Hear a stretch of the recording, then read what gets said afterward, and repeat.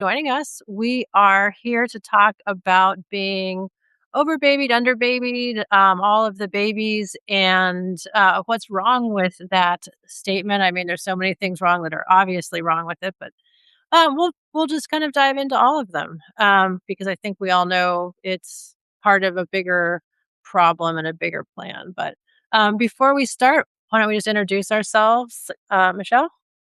I'm Michelle Teheux, and I am underbabied. I had two, and apparently I should have had 2 point something, Oh and boy. I cannot have that point something, so I am underbabied. You didn't have that point 6 of a baby that you could have. I am, Allison Tate, and I write Inheriting Inequality, and I guess if you're underbabied, I'm, like, radically underbabied. I have never had any children, nor have I ever wanted any, so by design, child-free, and I am actually that terrible thing that's a childless cat lady, so here we all are. I know, terrible. Um, Hi friends, hi everybody in the room. Hi Michael, hi everybody. Thanks for joining us again. So underbabied, we're both underbabied, but apparently a lot of people are underbabied in our current society. Just in case you hadn't seen, or read something about this, which I'm guessing everyone has. Dr. Oz was at the White House and he was talking about how women in the United States are underbabied. And being the statistician and purveyor of definitely factual, verifiable, and scientific information, he said that 1 in 3 Americans are underbabied. And of course, the internet exploded um, because it's, first of all, a made up word, I think. I I mean, haven't heard underbabied before. Uh, right, it sounds like that a was made up word, and because obviously it's just ridiculous that. So, I don't know, he said this also somewhere recently, and where was it? I was gonna read this to you because thought it was equally, stupid. He basically had, said something about sperm, how men's sperm was declining. Did you see that? yes, and apparently that is true, and largely because of, according to what I've read, and I'm not a doctor or anything, but our young men are just not as healthy as they were, uh, and your health affects your testosterone. So maybe they need to talk to men about making some health changes if that's their big concern. But Mm. people who want to get pregnant are not always, but generally, there's enough testosterone to get the job done for most people. When there's an infertility issue, I don't think that very often the problem is testosterone. I think testosterone has become a culture loaded word to Yeah, mean not right wing enough. yeah. And it's like everybody's got to be more masculine.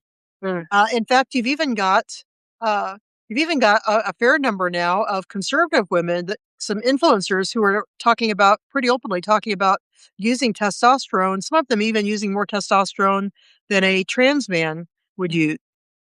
And they talk about how aggressive and great at business it makes and what good things it does for the sex drive and so forth. But Mm. I'm not sure that's something people should be doing for non-medical problems just to fit in with whatever the thing I is. mean, again, if Dr. Oz said it's okay, it must be okay. It must be. Must be must be very healthy and very medically verifiable. Well, Yeah, I would like to propose that we come up with a better definition of underbabied. I think that when yeah, we say underbabied, that should be women who are really wanting to have a child or more children who are unable to do so for one reason or another. And that reason might be because she has infertility problems. It might be because she can't afford to buy a house, pay for childcare, and all those things. yeah. I know quite a number of young women who would like to have children or more children, but will remain underbabied because the childcare bill would cost more than their mortgage payment, which is already pretty darn high. Yeah, I think, I mean, there's two separate questions here, and one which I think is not necessarily anything we need to discuss, which is like, is the birth rate, and fertility rate actually declining, and what's happening with the birth rate. And the other question, which I think is more salient to us, right, is like, what's this actually about, right? What is this like fetish over women's reproduction? And what is this fetish over the declining birth rate? What is it all about? And I think, right, it's definitely not about like helping women do the things that they want in the world. Well, if So you I don't wanna worry about that's Right. real. I mean, that's not on the table. But I think you point out, right, one of the reasons that, women, if they are underbabied, and let's just be clear up front, right? No woman is underbabied because every woman has exactly the right number of babies for what she except Unless you've got anything to do with fertility or right, something. right, right. Um but one of them there's and, that's why we're talking about it, it's an economic question. It's an economic question of when people choose to have children, how many children people choose to have, and it's tied to the declining marriage rate in some ways too, because that's another thing that people put off until they can afford it, and there's a lot of studies about that as well, that people would like to get married, but they want to wait until they can actually have people think they need a big ceremony, until they can have this big ceremony, until they can, buy a house, until they can do all these things. So they delay both marriage and childbearing and child rearing until they have economic security. And at this rate, they're just, going to end up putting it off a very long time. They can end up putting it off until after their fertility is, Right. well, they've aged out of the possibility of having children. But you know what I think is interesting is that, I was just reading in the New York Times, oh gosh, what was her name? Grossman? Is it I'm not Oh, it's Jessica Gross article, yeah, yeah, which is very yeah, good. Hmm. yeah. She pointed out, and this is something I've written about, but not recently, you know who isn't having many babies? Teenage girls. How is that not a good thing? I Yeah, thought agreed, it's a good thing for girls not to have pregnancies as teenagers. I thought we were all we in were all on agreement, board with that. No. but Yeah, it that turns was one of the things I thought we were all on board with. Apparently, we're not, because I mean, apparently the birth rate is declining, globally, not just in the U.S. It's not, uniquely American, and they can't quite pinpoint. People can't quite pinpoint. But one of the things that politicians have mentioned, in the United States, is the declining teen pregnancy rate, and they're upset about it. Right? And I thought that was one thing that we could I mean, there's nothing we can all agree on anymore. I thought we that was one thing we could agree on, was that maybe, teenage pregnancy wasn't a great idea, for people. And no, they're upset that teenage pregnancy rates are in decline. well, the thing is, if you have a baby before you have completed your education and gotten your adult life settled one way or another, we know that it's really, really hard to drag yourself back from that. We all know that some women are really determined and do it. You hear about women who they accidentally have a baby at 16, they still manage to complete their education and do great things. Good Mhm. for them, but a lot more women can't. And Just so much harder, right? I mean, it's not that you can't do it, but the obstacles and the challenges that you face doing And it are and twice how hard. much time can you spend with that baby if you're going to school and or working, and single probably, because a lot of times these teen moms are single. So how is that an ideal thing for the child or the woman? It isn't. Yeah, I I'd think rather that we all agreed on that one. I'd rather see women wait until they're like, "Yeah, I actually genuinely would like to have a baby. I'm going to rearrange my life a little bit and make room to have that and do Right. it ready." That's the way it should be, I thought. Right, and that was one of the things that I think we understood about why teen pregnancy actually went down, is that teen pregnancy was, increasing, or teen pregnancy was a phenomenon because of lack of access to reliable birth control, and also just incredibly bad, sex education and family planning education in schools, and all of the abstinence only type of programs that we had, which were, um, never successful by any measure. And Abstinence has been failing since the caveman days. mhm. It's never been a successful Right. way. Like, abstinence only has just never been successful. Yeah, Pisces in Motion says, "Our mothers, grandmothers had very little choice," right? Women today do have choices, and I do think that's one of the reasons for a lot of people have said this, for the, and I think it's true every time, one of the reasons for the declining birth rate, because, fertility, assuming fertility, the choice to give birth was not always a choice, right, previously. I mean, when you think about access to birth control and how really recent it is, and how we really had it available for a very short time because now, once again, the availability has decreased. But it really wasn't even, I mean, 1972 was a watershed legal case that allowed single people access to birth control. That was Eisenstadt v. Baird. And, Griswold was the other big case, and that was access to birth control, but that was only for married people, and that was in the late 60s. So if you think of like, I mean, you think Roe and Eisenstadt were both 72 and 73, that's really not that long of a time that we've had actual sort of reproductive freedom for everyone, not just for women who could afford to find a doctor who would give them birth control. I mean, I was born in 1966, and my mother was, I was born just before her 19th birthday. So, Mm. she was a teen mom. And yes, for my parents, it worked out because in those days, life was pretty different. Society was different. She and my dad got married as soon as they found out she was pregnant. And, Mhm. um, you know, Yep. I know they had a lot of rough years, but ultimately, they had a good marriage. Mm. It lasted until her death. They were happy. They had another child after me, and I think actually they probably would have liked to have had other kids, but my mom, frankly, really needed to get back to work. Yeah. And, you know, that's Mhm. how the way that we entered the middle class, which I Yeah.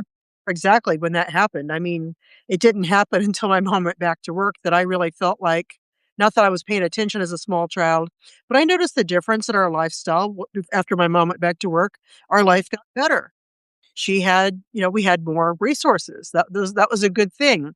Had Mhm. parents not conceived me until a few years later, they probably would have had a lot fewer struggles. That would have been nice for them. Mhm.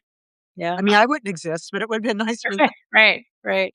Lynette says, "Still don't think at 57 I'm ready to have kids." I am with you, friend Lynette. It is still a choice that we have. And it's true, as she says, we were having a conversation about the origin of birth control, and you had to be married.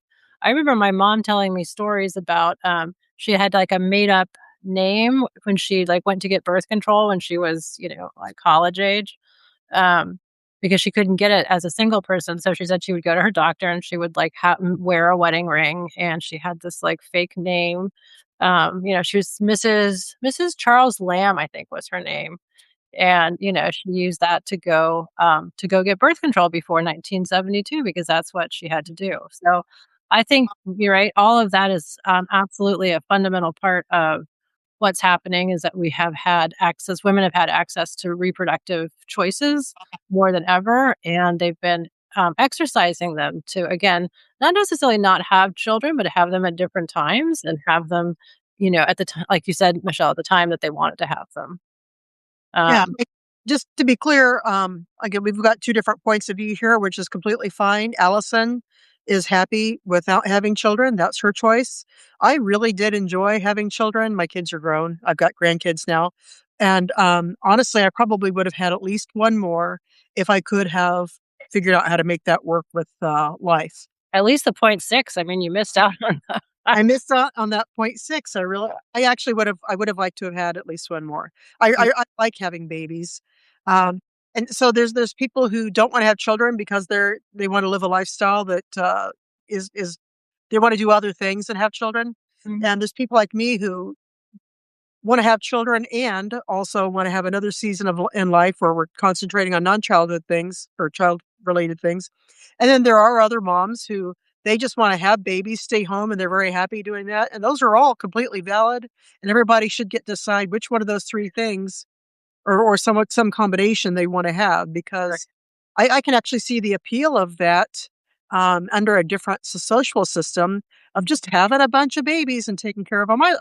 To be honest, I really love babies. I would have been I would, like, happy. absolutely die. That's okay though. I would have had all the babies, Yeah. and, having babies was a lot easier at many other times in, history because if you're living, like, in a hunter-gatherer or a more traditional society, you had help from others, for your mother, your sisters, your cousins, whoever, your neighboring other moms. You didn't do it all alone in your house in a suburb like people are expected to do it now. That's a very different experience now than it would have been in the past. You're really on your own. It's difficult.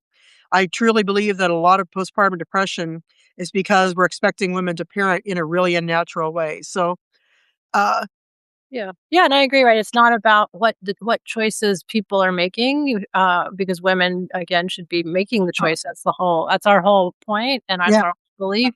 It's I guess what is of interest here is, to what degree economic inequality is driving the choice, right? And that's a different thing, and it's a different thing to talk about in terms of, yes, you have a choice, but maybe you don't feel like you have the choice, right? So yes, I have the choice to have a child or another child, 4 children. But when your actual legal rights, which are, to be clear, quickly diminishing as well, when your legal rights are constrained by your economic circumstances. And, a lot of, again, I think there's a big piece of this, which is women gaining reproductive freedom and reproductive control. And that's, really like had an effect on the birth rate. But you also see in other countries where you have a lot of social services, where you have, actual social programming, safety networks, that you have women having more children because they feel supported. And I think that goes back to your, comment about collectives and about people feeling supported and having the resources to do something. And so I think in a lot of these cases, whether it's having no children or having fewer than you would want, a lot of times it is not driven by personal choice. It's driven by economic yeah. circumstances. I think we do have to admit, and I don't really like to admit this, though, that some of the countries that really do have great maternity leaves and things like that, they're still not having as many kids as you would think. Yeah. So there is more to that. And part of that is that someone like me, if I had more, if I'd had more ability to have children economically, I would have had more children. But like we could offer you the world. And I don't think you would say, okay, great, I'm going to have kids now. Oh, me, God, no. I mean, I don't know. There's probably a price, right? If you paid me $100,000,000, I would have a child. But, like, it would have to be really high, honestly. I'd take in, like, 50 cats before I would have a child. But see, that's the thing. It's like, so it doesn't all come down to money. That makes a difference if you're depending upon what you wanted in the first place and what your financial situation is and what your social situation is. Right. Some people with a little bit of help would have more babies. Some Yeah, people it would take an awful lot yeah. of but I do think it's true that with somewhat more motivation financially, some people would. My husband, who is Dutch, said that his parents, and he was the youngest of 8, Catholic Dutch family. Uh, his dad was really wanting to have some grandchildren, and none of them. He had 8 kids. None of them were having any kids. Mhm. He said, "First one to give me a grandchild gets some amount of like guilders or euros, whatever it would be at the Yeah, time." And all of a sudden, he started having grandchildren. there you go. I mean, I've seen a number of times when people have, like, trusts for their children and they write in incentive clauses, right? Or if you have prenups, people write in incentive clauses where you get a bonus for having children. Right? What People like about the I mean, it's a big thing in prenups, right, to have a baby bonus. I mean, Beyonce had baby bonuses in her I mean, big baby bonuses. Lots of people have baby bonuses in the prenup, and again, like, people, there I've seen trusts where you get bigger trust distributions if you have children. So, I mean, there are very clear ways, right, that the money available shapes what you do, right? The financial incentives. And yeah, if your trust says that you get double your distribution if you have a child so that you can then, therefore stay at home. For some people that's really appealing. one of my great dreams, and my daughter probably wouldn't appreciate me saying this, but it's something we joke about. If like a huge fortune dropped in my lap, I would tell my daughter, who is in her mid-30s, how much would it take to have another grandbaby? Because to be clear, Right. she really Yeah.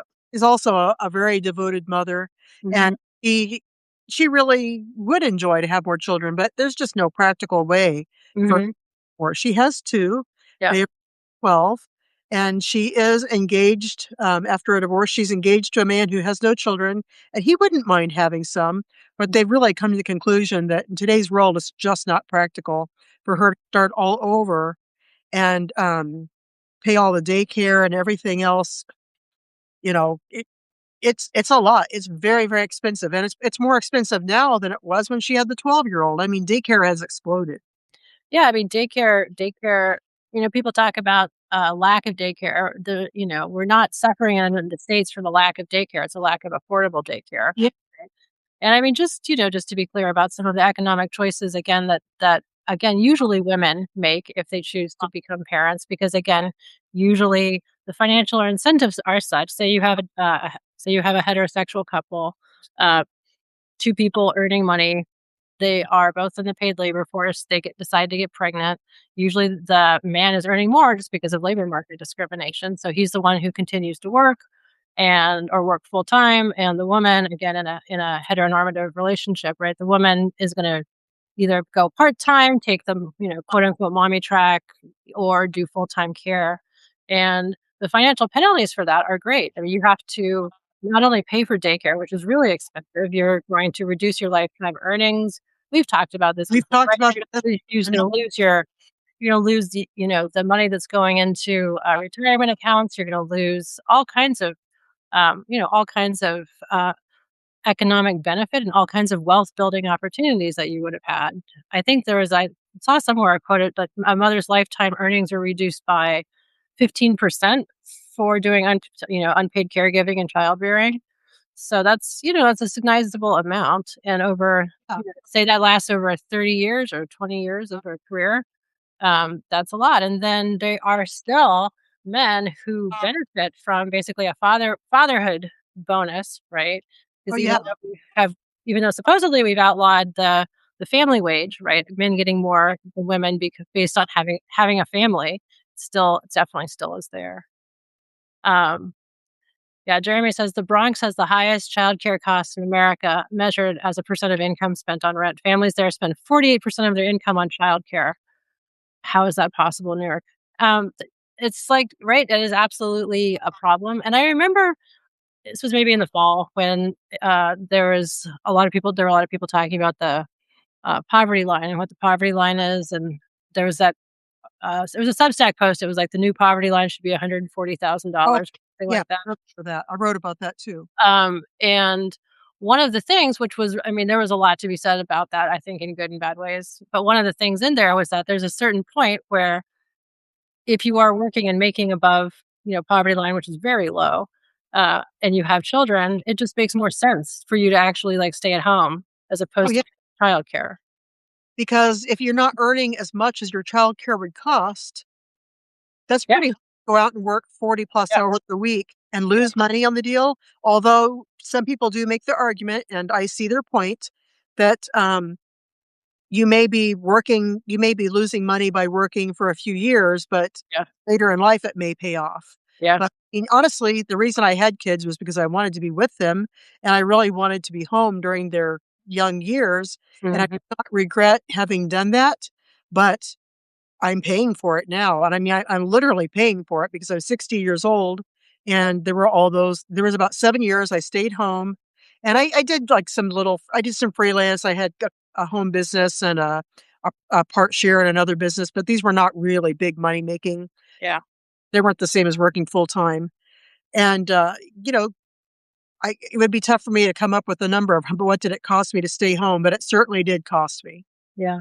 Michael says, I briefly considered a Spanish immersion daycare for my toddler. It was like $500 a month just for 2 half days per week. Yeah. Um, so, yeah, I mean, I can tell you cat care is cheaper, but that is not what, yeah, so even at Michael says, even if you're making enough to cover childcare, it still wasn't enough of incentive for my wife to keep working. I had a friend, same thing. I had a friend who he's a law professor. This was when we were both fellows, and he had the smaller income. His wife was a consultant for like Boston Consulting, and his checks he would get it. We still got checks in our mailbox, and he would go to get them every once in a while, and he basically said, "I'm just paying for childcare. Like, my check means nothing. I mean, it means a lot to the family because it's basically paying for childcare for their 2 daughters, but it did nothing else." So, all of his work was just to pay the childcare, and I think that's, not unusual for people. No. And Yeah, to be fair, the funny thing is that if you work as a childcare worker, you're making very low wages. You are yourself making so little that you probably mhm, qualify for SNAP and other assistance mhm, programs. yeah, Oh, that's one of those mysteries of how can childcare cost a ton, but the people doing it make very little. yeah. Ugh. So And that's so the childcare costs a lot. There are very few in there, the decreasing number of resources, and, I was just gonna point out putting this the under baby idea in conversation with the new website that the government has launched. People have probably seen it, the moms.gov, which is, again, a masterpiece of gaslighting and, bad bad science or bad polit I don't know, it's a master class in something.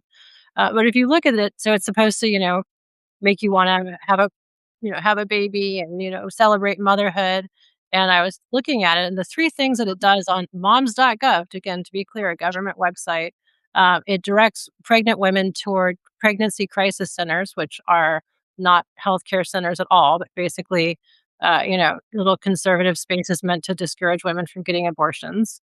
It sends you to buy Trump RX drugs, and it has a nice little sponsorship, um, notice or information about Trump's baby accounts. And that's literally everything that's on the website. So, the idea that you would be telling women that they're underbabied, aside from the ridiculousness of the statement, and then being like, but have a good baby, but good luck. What do we have for you? Nothing. We've got some drugs that you can buy from your president's like sketchy drug company.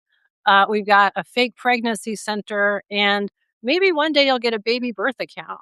Like that's all we've got. yeah, It's a government website with not one government program uh, offering help for women who wanted to get pregnant, whether it's about fertility treatments or for actually, funding for insurance around pregnancy and delivery. Like none of those things. It was just literally like buy some aspirin or from Trump. Like well, that'll certainly make children more affordable. right? Like that's definitely gonna provide incentives for people to go out and start feeling like they should be exercising their fertility rights. So there's a mismatch obviously between the economic offerings, right? The government offerings and the government support available for people and the idea that women should be uh increasingly babied, I guess, is that the right term? Which again tells us that there's something going on here that doesn't have to do, right, with actual concern for women. But I do think there is in there, so we're talking about economic circumstances. I do think in there, hidden, maybe it's not even hidden, is an economic concern. And I think that's the concern for producing labor, producing workers, right? This is the the Uh, I don't know, this is the terrible fetish and fear of all of these, like, tech bros and oligarchs is that we have a declining, capital labor pool. But here's the puzzling thing. We all know that AI is going to have some pretty dramatic differences, some pretty dramatic effects on how many people we actually need.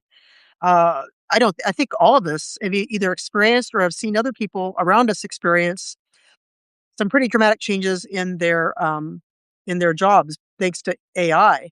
So if we need fewer workers, how is a lowered birth rate anything but a good thing? That's what I would like to understand. I haven't figured that out so far. Maybe it's a messaging problem, right? Because the messaging so far is not that, right? I mean, the messaging around technology and around AI from people who own it, obviously, is not about it's going to take your job or the messaging is that it will help everything. But, um yeah, I don't know. That's also an interesting tension, right? Because I do think that there's this idea, right? Because when you have the sort of the tech billionaires talking about women being underbabied, there's this anxiety and they talk about this concern for lack of future workers and they're talking about how it's going to slow GDP growth and it's going to collapse systems and it's looking at women as mechanisms to basically birth workers, and it treats children and babies as these like economic inputs. Well, here's one more thing that's affecting this. When people are thinking, "Do I want to have a child or do I want to have more children?" One of the things you're considering is not just daycare and the cost of raising a child. You're also thinking about their future college. Yeah. And that in itself is enough to make you think twice. Mhm. Yeah, that's true. Pisces emotion says they only care about white babies, which is also true. There's like an incredibly important racial gloss. I don't even know if it's a gloss. It might be a racial core to all of this. Um, and I think it works in a number of ways, right? Certainly when we talk about, no, well, not when we talk about it, when Dr. Oz and when the tech bros and when the president talk about being underbabied, they only want babies from white women, right? They're not talking about babies from black women. They're not talking about any other types of Certainly babies. not They're talking Hispanic about white babies, right? Because Hispanic women. right. We know what we're doing to those people. Um, yeah. So, And I think that, I think that is another window into what this is all about because one of the other things that the president has talked about and all of, Stephen Miller's talked, I mean, all of his, again, his coterie of people have talked about is the great replacement theory, right? And uh, they're all really concerned about the great replacement theory. And so being overbabied, white women producing babies and becoming overbabied is one of the ways that they can help stave off what they think, right, is this huge great replacement problem. well, they had the same exact boy, I tell you what, I really feel like we could have come up with a much more original sequel to Nazi Germany than what we have because we're just copying all their ideas. You've ever read up on the Lebensborn? I'm probably not saying Mhm. um, they were encouraging white women, of course, they had to be the proper women. They wanted them to have children, and they even tried their best to get rid of the stigma of, unwed motherhood by Yeah. like, "It's fine, you're a blonde, why not hook up with this SS guy and have some nice Aryan babies?" And Mm. that's what they did, Yeah. and you can't tell me that this isn't a little bit like that, and that we're encouraging teenagers to have babies? That's cra Mhm. uh, Yeah, I mean, I the concern that teenage birth rates are falling is absolutely, like, bonkers to me. I would like everyone to have babies only when they have decided they are financially, emotionally, every other way ready to have them and want them, and to encourage women who are so young that they don't even probably know what they want yet. I mean, how many of us had it figured out when we were 16, 17? Uh, and, the other thing is babies, most of us, I think, will agree, babies are adorable. Who doesn't look at a baby and think, "Oh god, that baby is so cute." And Never said when that you're in well, when you're 17, you see a cute baby and it's easy to think, "Oh," but when you're, like, say, 23, you realize, "I need to buy a house. I need to start getting my career Yeah. revved up. I need to do all these young adult things." Uh, Mhm. yes, that baby's cute, but I'm gonna wait a little while longer because I am not set up to take care of a baby, and I realize that. Mm. Whereas a 17-year-old is more like, "Oh, look Yeah. how cute. I could have one of those." Yeah. Yeah, and this goes back to kind of where we started because I do think, right, by the time people are thinking about having babies and, as we said, getting married when they're in their 20s, all of a sudden it looks really pretty smart to delay until you have more of the markers of what we've traditionally thought of as adulthood, right? A home, a job, a not just a job, a stable job, right? Benefits, healthcare benefits, right? If you think about the way the jobs are looking, there's not always, health insurance or benefits tied to employment anymore. They've been severed, and so it looks a lot different to think about starting a family again, both getting married and having children when you don't have those other markers that people associate with being an adult. Well, here's the other thing. Society our messaging for a long time was really clear between the time when my mother had children and when I had children. The messaging was, "Don't be a mooch, get your life in order, Mm. complete your education, save up a little bit of money, get married, do all these things, and only then have babies because the baby is your responsibility. You mustn't expect the government to help you. Grow up and take care of yourself." Mhm. And women did we did. We did. We said, "Okay, that's right. Okay, we're gonna get good contraception. We're gonna delay marriage a little bit. We're gonna finish our education. We're gonna try and buy a house and get our ducks in a row, and then we'll think about having babies." And now they're like, "Okay, scratch all that. Just get pregnant when you're 17." Yeah.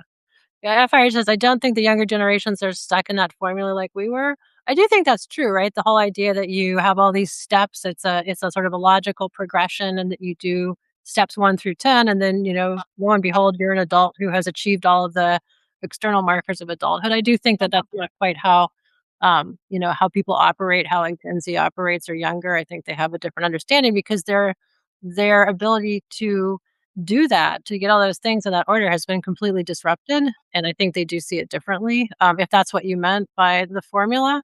I think that's true, but I still think in a lot of ways things like, like homeownership used to be something that people thought was really not automatic, but it was something that was attainable, and it was Was it something that paid? you could do. You could get a job, you could get a house, you would have to save, you might have to have, help from your parents, you might have to have a cosigner, but it was attainable. And now I think, people are thinking about it, I don't want to say kids, Gen Z, thinking about it totally differently because of the ways in which the economy is making it difficult for them. So, And to be clear, there's a really big divide between people who are lower income and are kind of like knowing that they're gonna remain low income because that's just the situation they're in, and people who are higher income. So, if you are a woman married to a man who makes at least enough to pay your basic bills, mhm, there's not that much difference between having 1 baby and 3. If you're gonna be home taking care of babies anyway,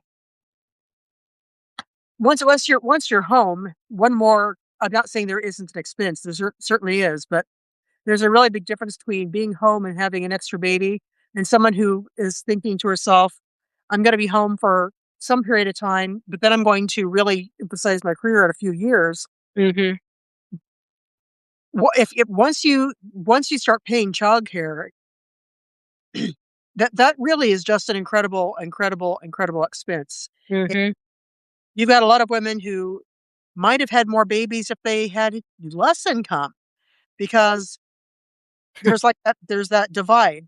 You don't have that much money, but you're gonna be home anyway, you could have more babies, or you're gonna continue working, and you're gonna have to pay thousands of dollars every month for daycare. Yeah.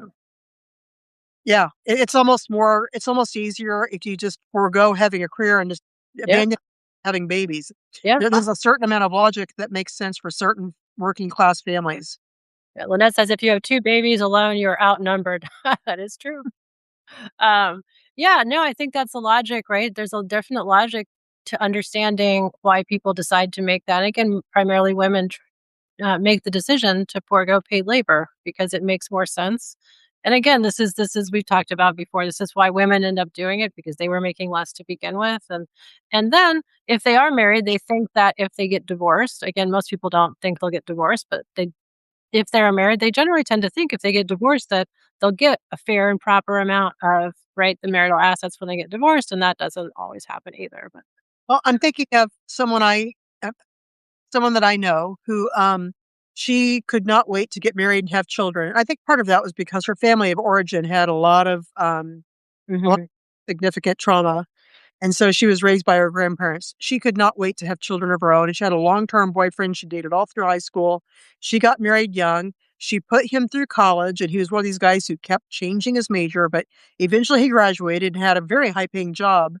And she had 4 children with him, and she loved having children, she was very fulfilled. She did not have any education and was content with that. She just wanted to stay home, have babies, raise chickens, all this. We didn't have the word trad wife then, but that's like the trad wife dream, yeah. yeah, she was fulfilled with that. That's what she always wanted. She wanted a house full of love and kids. She got it. And then lo and behold, her husband became really the only term I can think of as a piece of shit.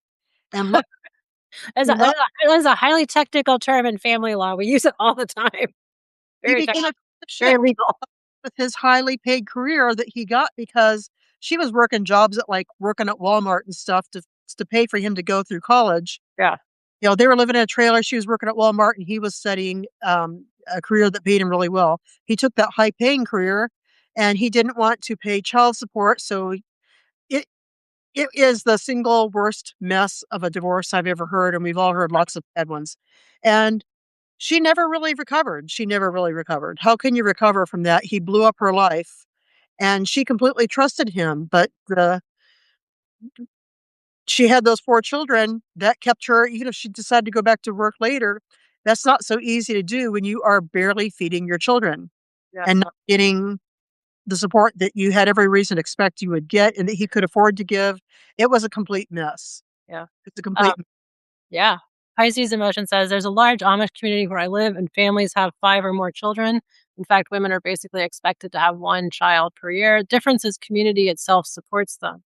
I think that's really important. I mean, first I query like whether women actually want to have a child every year.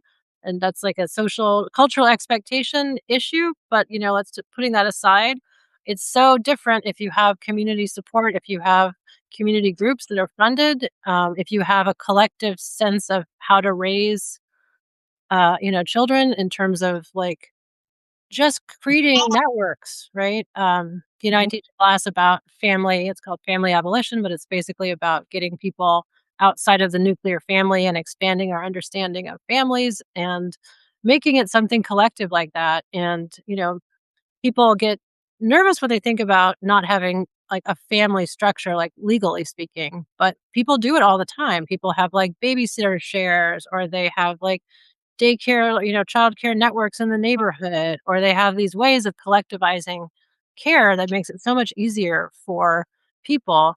And like you said, doesn't put the burden all just on sort of like one woman sitting by herself at home, who's like, again, hoping she can reach out and maybe get some like, some aspirin from Trump RX, right? Like giving people support where they are is incredibly productive in these situations. I'm gonna make a quick little aside here and mention the point that it is not biologically normal or good to have a baby every year, and our foremothers virtually never did that. If you look at hunter-gatherer populations, they had their babies several years apart because we breastfed for longer periods, which gave your body a break and was better for the child to not. It's not good for babies either to be born to a woman who just had a baby. Your body is meant by nature to have a little bit of recovery time. And if anybody's read the Martha Ballard story by Laurel Thatcher Ulrich, Oh, yeah. it's a famous colonial midwife's diary. It's Mm. female history. It's like very female centric. We always hear about the male history. We don't hear about the female history. But in this book, uh, this historian looked at a colonial midwife's mother or colonial midwife's diary and related it to everything else going on in the culture. It's very interesting. And those mothers did not have babies every year. There was like one woman who did, and the midwife was startled enough to write about it in her diary because you didn't see that. So nobody should be having a baby every year. That is not natural. And it is not healthy for women. It is not good for babies. It's not good for anybody. Yeah. Uh, And honestly, with modern birth control, it's a lot easier. Even as someone who's a big breastfeed proponent, I can say that do not depend on that. Please see your doctor and please get good birth control and please space your babies out because that's not good for your body. right. Joe is also mentioning adoption, and it'd be cool to have an adoptive parent Substack. Um, And yeah, so I mean, I think that's one other thing to think about here. Like we're talking a lot about fertility and birth rates, but I think it's also important to think about the fact that family formation happens in a lot of different ways, right? When we talk just about birth rates and we tend to like be very heteronormative about it. And we also should be thinking about the ways that lots of people form families and thinking about supporting those families. But I think, when we have these conversations, not when, again, not us, when the government and when the politicians have these conversations, it's all a very white heteronormative family. And they're not thinking about other types of families and how people form families in various ways. And I also want to point out one of the things which happens to us, not us, but like people having conversations about women and reproductive freedom and reproductive rights, but also about child rearing and sort of, equity in the home. Like we've talked a lot for this, however many 45 minutes about women, um, and we haven't talked about men, right? And where they fit into this. And it's like so important to think about where they fit into this and the fact that they should be doing, right? They should be part of the child rearing and men should be considered, right, as people who do child rearing, and that in when we are basically, just as we all know, the idea that gender hurts everyone and that men need to be also reimagined and brought into the idea of being carers. Somebody on Substack, and I wish I could remember off the top of my head who said this, but it was, she made a really, really good point, and she said, "We are always encouraging women to do more traditionally male things. Mhm. Go out and get a job, get an education, work, do all these things, and that's great, but we are not Right, encouraging men to do more traditionally right. female." Yep. We should be doing that because, like, yes, it's great for us to go out and get education, get a job, blah, blah, Mhm. blah. But what about men Right, learning to for children? What about men learning to prepare food? What about men learning to mend clothing? Or, here's one. How about all the volunteer work in the schools and in the community? mhm. Most volunteer gigs that I am aware of and that I've Yep. been in, it's been primarily female Right. and, it traditionally, that was because women were at home, but now women will, like, leave their job, pop in and do this, volunteer meeting like Kiwanis, Lions, Rotary, and also, other community things. That's pretty female centric, but these are not things that require a uterus to do, and, Mhm. Mhm. instead of just encouraging women to, enter more of the traditional male world, we Right. really need to encourage men to encroach more onto the traditional female world because, again, there are not outside of the actual childbirth and breastfeeding, there just aren't that many things Right. that, require either a man or a woman to do. Nope, we've seen the cattail every Exactly. every week. Right, and I think that's really important, that we do talk a lot about, you know, building equity and building equality through, through giving women skills and opportunities and access, but we have to do the other part too, and, you know, ungender the carer part and the caring part because somebody has to do that, right? This is not something that we can not everybody can just go off and make money every day on a paid labor market if we want any children at all, which, it seems like people do. And it seems like we do as a society. So we need to have people uh, understanding that the work that takes place in the home, all of that unpaid labor is not just right, all the second shift labor if both people work, all of the first shift labor if somebody stays at home should be equally shared. And I Lynette said, "You mean not looking at fathers as babysitters of their own kids, right?" Yeah. Exactly. And Joe said, "How exhausted is every wife of educating husbands?" So I think that's the other part of it. And, we know it, we forget to talk about it sometimes. But it's really important about making sure that men understand themselves as carers because that's part of what's, you know, potentially a problem with some of the what's happening now, right? In the way that like male identity has been sort of reshaped and reconstructed now, and it's definitely not as carers. Um, in I think Sweden was one, but maybe Norway also. Um, a quite generous parental leave policy when a child, came into a family, adoption, birth, whatever. But you actually got more time if you took it and you were a man as opposed to a woman. So creating incentives for men to do the care work, right? For it to not just be always coded as female work. And I think that's those types of things are very useful. Well, if you're in the, online motherhood space where I have spent a lot of time, and I'm gonna guess you probably have not as much, but you will commonly see women write in and say, "I just need some advice. I'm so exhausted. I'm trying to do this, I'm trying to do that. I'm pregnant, blah, blah, blah, blah, blah." And, like, I just when I come home from work and I've gotta cook dinner and the baby needs this and the toddler needs that and blah, blah, blah, and she's like, "What can I do?" And you'll see most of the people saying, "It's just really hard. Do the best you can. Try to get your husband to watch the kids for a bit." And, like, Mm-mm. yeah, I'm starting now to see a few women say, "Listen, this is bullshit. There's a reason why you are exhausted, and it is not because this is how motherhood is supposed to be. Mhm. What is your husband, partner doing?"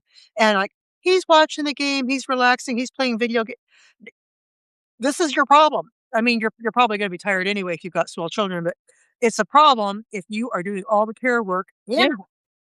and he is coming home from work and thinking, "Wow, it's time for me to relax." It is not time for you to relax, buddy. Get off your ass, cook dinner, feed the baby, whatever it is that needs to be done, you get off your ass and do it. Your wife is also tired. Right. Sir, it is not relaxation time, right? Like, It you is are not. both parents, you have 2 parents, and I know that, I know women struggle with this all the time. I read the thing and it's, like, they always call the mother, right, to school or, there's all of these types of things. But it's still important. And, when we talk about this underbabied, the ludicrous notion of anyone being underbabied, it really squarely focuses everything on women or people who can bear children, which is, of course, a term that like Trump would rather die than use. But the idea, and it's like literally the responsibility of women to fix a social problem that is not actually related to fertility. So it ignores all of the things that we would want to talk about that have to do with, again, household equity, that have to do with gender coding and gender roles, that have to do with economic inequality, and just says there's a problem that's been created by women because they're not having the babies they're supposed to. And so it's up to women now to fix this by being right, by being more babied. I wonder how many women would have another baby if the ones they already have had been fully joined in, if their husbands had fully joined in on helping to raise that child. But if you have to do it all yourself and you're having a career, that's just not very workable. No. No, I mean, it's just not, it's again, like the whole idea, this whole drive, this whole pronatalist drive is absolutely 100% at odds with every single policy initiative that has come out of Women are expected to make administration. it work. We're Right. not going to help you. You just make it work. Yeah. And that's how we've done everything forever. And Jessica Clark says America runs on women, and she said other countries have safety nets, Mhm. women, and that's very, very, very true. Yeah. Which is interesting, right? Because I mean, I think part of the underbabied, part of it is just women fix the problem. I think there's like this weird tech broke labor fear, which again may not have any roots in reality. There's a problem of either hidden or not so well hidden racism and understanding, right, women's bodies as sort of subjugated to male desire and male need and male want. And then there's just also getting women out of the labor force, which is what all of the tradwife problem is about, or tradwife phenomenon is about. And so, once again, like controlling women in terms of putting them in a category, in a box, which has no agency, whether it's economic or political agency, and putting them in that back in the home, but also taking in this very separate spheres understanding of what the home is. The home is a very unequal place for a lot of people, and I like to think it's changing somewhat. Um, I mean, I grew up in a household where my dad he did help with dinner. He did help with a Mhm. lot of household things. Um, so I had the advantage of seeing that, like, yeah, men can cook. He had certain dishes he made, and my mom helped with some other, like, they built their house with their own hands. My mom was like holding up a board or hammering a nail. So even though they started parenting as teenagers, they actually had a fairly equal relationship, I would say, especially for the time. Mhm. And I don't have a whole lot of good things to say about my ex-husband, but he was involved, and he did not like expect me to do everything. And once I went back to work, he did take on more. I mean, I would have expected for me to do more when I was at home and he was working full time, but he did step forward in a fairly decent fashion. But the person I really should have been parenting with is my husband, and I didn't marry him until I'm 40 because uh, he just he would have been an amazing father because he would have I know he would have done everything except breastfeed and Mhm. other than pregnancy, childbirth, and breastfeed. He would have Right. done. It has absolutely just been wonderful to watch him with my daughter's children and see just how much he enjoys interacting with them and spending time with them and, helping care for them in every way sometimes. And, Mhm. so the thing is, I think a lot of people think that if you're talking about a subject like this, it must be because you hate men. It's not. Right. Uh, for me at least, I love men. I'm fully married. I like having babies. I actually like doing a lot of the traditional stuff. Mhm. But I do not like being treated like shit. I don't like being taken advantage of, and that's Imagine that. Yeah. Yeah, no, I think, and then, it kind of brings us back to the beginning and good places to end. But, we know the things that actually would work if we wanted to have more babies and we wanted to have, more equity. We need flexible work schedules. We need paid leave. We need all kinds of, we need, to understand both men and women as being participants in the project of raising children, right? We need all of that type of thing. Um, Again, universal childcare, affordable housing, all of those things are what we need, and they're completely at odds with the the I don't know, the whatever is being put out now, right? well, They're completely at odds with the concept of being underbabied, and so we understand that it's about something different, like, as usually this case with most things in this administration, right? It's about making money for certain people. It's about, controlling women, and it's about sort of reinstalling, although it never probably really went away, but it's about re-entrenching various forms of patriarchy and white supremacy. well, because let's just point out one more time that we don't lack any of the resources we need to help families. We have them. We have the capacity to have enough housing and healthcare and daycare for everybody. One thing that we have decided is to arrange things, like you said, to go so that like most of the money gets sucked up to the top. And isn't it weird that families that are struggling don't want to have babies? And Mhm, so they're browbeating us and trying to force us. Believe me, they're trying to force us mhm. because when you when you take away access to contraception and Yep, family planning services, that is forcing that's trying to force people to give birth. absolutely.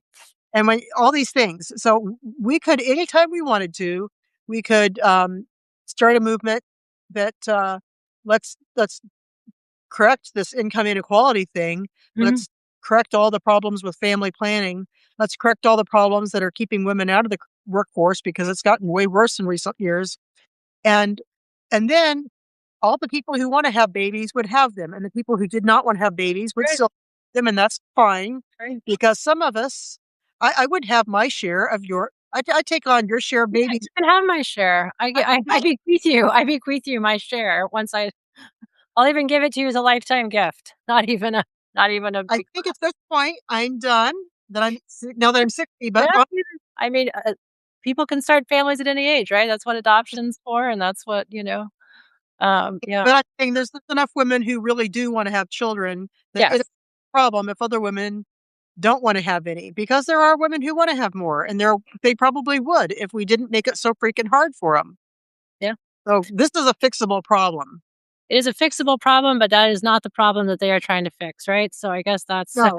No, that brings when they up for baby, what they really mean is they wanna go back to a traditional society, men have all the power and women have none, yep. and this is a really good way to take if you're busy with babies and you don't have the resources to raise them and you don't have education, all these things, that's a really good way to get Mhm. power. So I don't know that they even really want the babies. They just want the men to be more in power. That's my personal opinion about the Yeah. and I say that as a baby loving mom. Yeah, no, I mean, underbabied, again, we'll end where we started. Underbabied is, not an actual thing because people have assuming they are able to have the number of babies the right number of babies for every person is the one they want, as long as they can have them. And this whole idea of being underbabied has absolutely nothing to do with a totally fixable problem of of access of resources and providing social safety nets for people who want to engage in caretaking, uh, Mhm. and that's not what we're doing. So they're trying to solve something else. We're trying to solve one problem, and they're trying to solve a different problem. We're also trying to solve the problem of them solving that problem. So That there we that go. that's a perfect ending because that is exactly what is really happening. Yep. So, well, thanks everybody for joining. For Pisces, I agree with what you just said, Michelle. Power and control in men's hands is what they want, and that's a big part of the being underbabied part, right? So, Babies are a tool. I mean, yep, babies are wonderful, but babies are also a tool to keep women at home. They really they are. I say that as the baby lover. yep, consider adoption always. Okay, everyone, thank you so much for being with us, and we will see you again soon. Thanks everybody. Bye-bye. Bye.